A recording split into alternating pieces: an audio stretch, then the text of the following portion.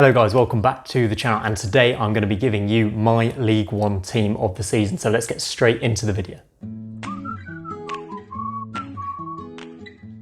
I've moved off to the side because here we are going to be filling in our team of the season as we go along, and we start with the goalkeeper position. And yes, I am a Coventry fan, so there are a few Coventry players in here, but we are champions. I've tried to be as non-biased as possible, keep things impartial, but Marco Morosi was the best goalkeeper in League One this season. Coventry conceded just 30 goals, the best record in the division. They lost just 3 games all season, and Morosi was a really key part of that, to be honest. He made some crucial saves, and if you look at the results before the break, they beat Portsmouth 1-0, Sunderland 1-0, Ipswich 1-0, and in those games he was huge. He's completely changed the way Coventry have been able to play out from the back this season, inviting pressure and breaking through opposition's press, and he's been absolutely brilliant with his shot stopping as well. So he's in goal for me, but creditable mentions for me, just missing out on Nathan Trott at Wimbledon. He's done well to keep them up on loan from West Ham. Ryan Alsop at Wycombe has really impressed as well, winning the playoffs of course.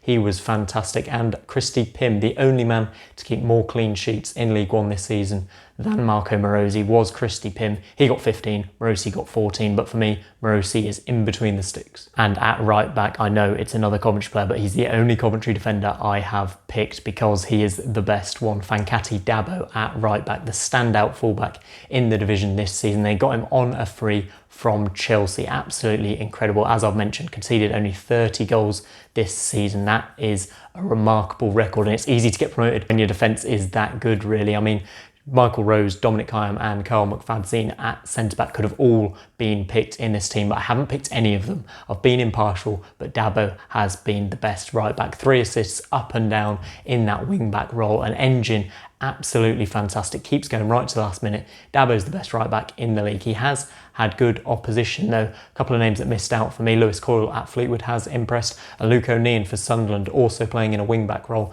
I think has been very good, but for me it's got to be Dabo. Now on to the first non-Coventry player in the team finally, and it is Rob Dickie at Oxford, a key centre-back in their playoff campaign. He has been amazing this season. As I mentioned, Coventry's centre-backs were fantastic as a unit, but I've picked these on individuals, and Dickie, I think he had an absolutely incredible season. In fact, the stats support that. He made the most interceptions in the league with 82, incredible at the back, and the second most accurate passes. We know how Oxford like to play, and he was huge in that, picking the ball out from the back, getting them going on the attack. Dickie has been fantastic. I think he's only 24, and he'll be absolutely key if Oxford are to build on this next season. And partnering Dickie at the back is the first Rotherham player in the team, also promoted of course, in Michael Ehekwe, and he has been incredible as well. A rock at the heart of that Millers defence. To me, he's been absolutely rock solid, and according to Who Scored, he's the second highest rated player in the league this season. He was a must pick in the centre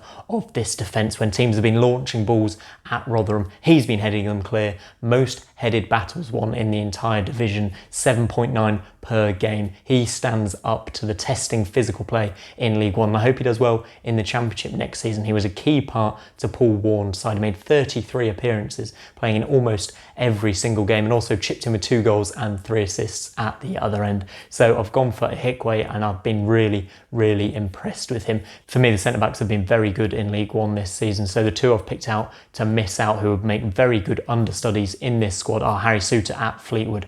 He's been incredible. He just missed out. It was a toss-up between him and Dickie for me. I just went for Dickie. And Christian Burgess at Portsmouth has really impressed me as well. So those 4 stand out along with the Coventry back 3 as a unit. But those are our centre-backs complete. Let's get on to the left-back. Moving on to the left-back, and there's absolutely no prizes for guessing this one, is Joe Jacobson from Wycombe. What a season he has had, and Wycombe wouldn't be a Championship club without him, in my opinion. He scores from corners, he scores from free kicks, he scores from penalties. He is huge for them, and it's not just his goals that matter, of course. They've scored so many goals from set pieces, the second highest in the league, and he is so reliable. Let's not forget he scored the winning penalty in the playoff final. He scored so many goals. He's an amazing set piece taker, and he's rarely beaten or out of position when it comes to defending. He's also made 43 key passes from set pieces this season, only beaten in the league by Chris Maguire at Sunderland. So that just shows how important he is to Wycombe. He had to be in this team. And from defence, moving into midfield, and we start with Liam Walsh at Coventry, on loan from Bristol City.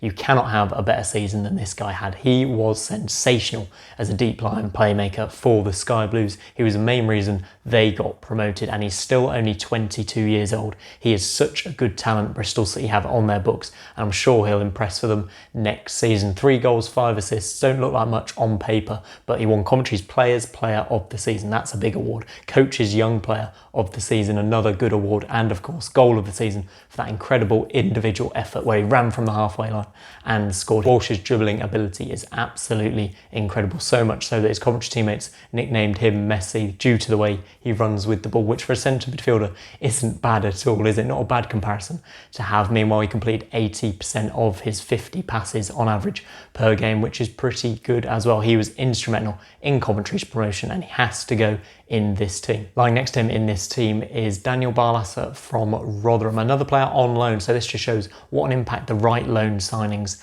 can have. And Matt Crooks at Rotherham might have got most of the headlines with his 9 goals, you know, stealing the headlines. But for me, Barlaser was absolutely instrumental in getting Rotherham promoted. The way he could pick out a key pass and just move the play on for Rotherham quickly and effectively was really important. And I hope he'll get a chance at Newcastle. I think he deserves one, but I'm not sure it'll happen next season. So perhaps he'll be back at Rotherham in the Championship. He averaged 2.5 key passes per game, which tells you all you need to know about Barlaser's ability and the importance he had to Rotherham. And Rotherham also, maybe surprisingly, scored the most goals from set pieces, 30 in total, and Barlaser took a lot of them, so credit to him for that. He was certainly a deadly weapon for Paul Warne. So in those centre midfield places, I mean, I've already mentioned Matt Crooks. He could well have been picked over Barlaser, but I just prefer Barlaser on the flip of a coin. Also, Ben Whiteman at Doncaster, he's been really, really impressive for me this season. So a couple of names there that just miss out in the centre of the park. But now we move on to the business end of the pitch, and we start on the right wing, where I've picked a Sunderland player. What? They had a shocking season. Yep, Chris Maguire.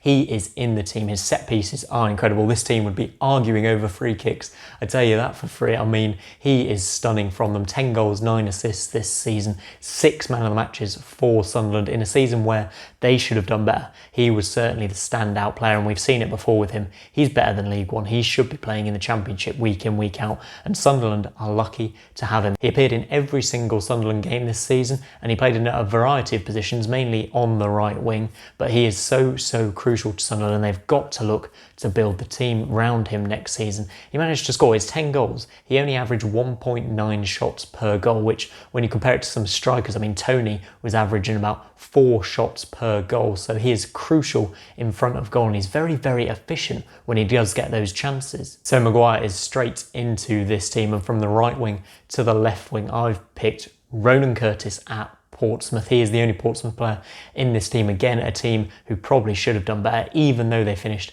in the top 6, but he was the standout. He was an exceptional talent, cutting in from that left wing. So dangerous. 11 goals, 5 assists, 7 man of the matches. And also his work rate has to be praised. He got 2.2 tackles on average per game, which puts him in the top 20 in League One. And he's a left winger, no defenders, no centre mids. He's in the top 20. Incredible for being on that left wing, working up and down, and also just a threat. I mean, I've nicknamed him here the League One Cristiano Ronaldo, which might be pushing it, but at 6 foot, making those driving runs, driving in on goal, getting those shots away powerful, scoring key goals. He scored in their semi-final.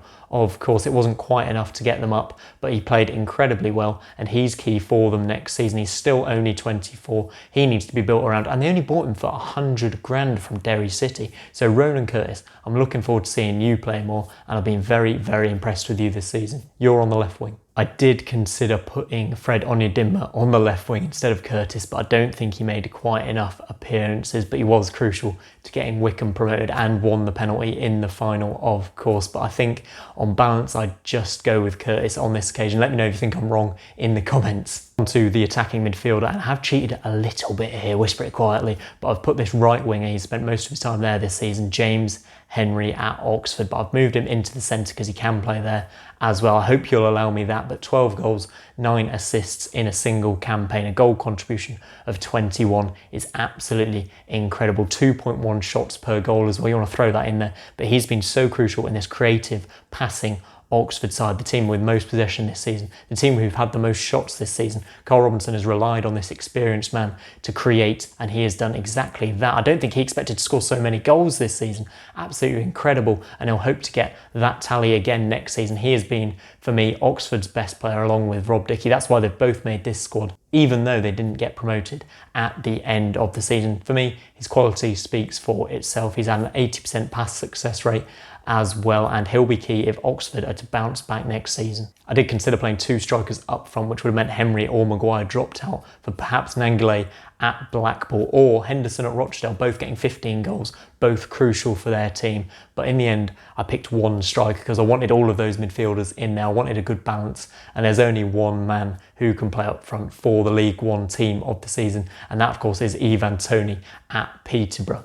24 goals in 35 games, 5 assists to throw in there as well. He scored 9 more goals than anyone else in the league. He's the best striker in the league, and according to Who Scored, he was the best rated player in the league. He is incredible. He's worth a lot of money to Darren McAntony. I'm sure he'll want to keep him for another season in League One, but I'm not sure they can keep out those Championship clubs who will be desperate for his signings. Just for a bit of context, Tony scored 35% of Peterborough's goals this season, the league highest that is, so his contribution was massive for them. They probably should have finished in the playoffs at the end of the season. It didn't happen, we know that, but he was so crucial. 7.91 rating, amazing. So many goals, incredible. Key goals as well. He is remarkable. He's the best striker in the division by quite a way. So that is my 11 right there. If you want to judge it, if you want to critique it, if there's some absolute shockers that I've missed out, let me know in the comments below. If you want to know